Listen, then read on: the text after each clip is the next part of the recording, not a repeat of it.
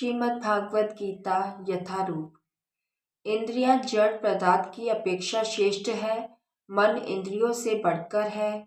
बुद्धि मन से भी उच्च है और वह आत्मा बुद्धि से भी बढ़कर है। इंद्रियां काम के कार्यकलापों के विभिन्न द्वार है। काम का निवास शरीर में है, किंतु उसे इंद्रिय रूपी झरोके प्राप्त हैं। अतः कुल मिलाकर इंद्रियां शरीर से श्रेष्ठ है। श्रेष्ठ चेतना या कृष्ण भावनामृत होने पर ये द्वार काम में नहीं आते। कृष्ण भावनामृत में आत्मा भगवान के साथ सीधा संबंध स्थापित करता है। अतः यहाँ पर वर्णित शारीरिक कार्यों को श्रेष्ठता परमात्मा में आकर समाप्त हो जाती है। शारीरिक कर्म का अर्थ है इंद्रियों के कार्य और इन नियमों इंद्रियों के अवरोध का अर्थ है सारे शारीरिक कार्यों का अवरोध।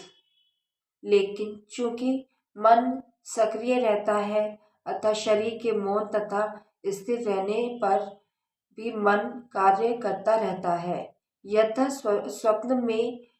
स्वप्न के समय मन कार्यशील रहता है, किंतु मन के ऊपर भी बुद्धि की संकल्प शक्ति होती है और बुद्धि के भी ऊपर स्वयं आत्मा है। अतः यदि आत्मा प्रत्यक्ष रूप में परमात्मा में रत रहे तो अन्य सारे अधीनस्थ यथा बुद्धि मन तथा इंद्रियां स्वतः रत हो जाएंगी। कठोपनिषद में एक ऐसा भी अंश है जिसमें कहा गया है कि इंद्रिय विषय इंद्रियों से श्रेष्ठ है और मन इंद्रिय विषयों से श्रेष्ठ है।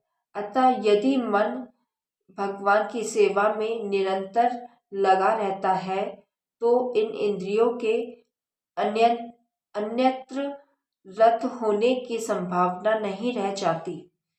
इस मनोवृत्ति की विवेचना की जा चुकी है।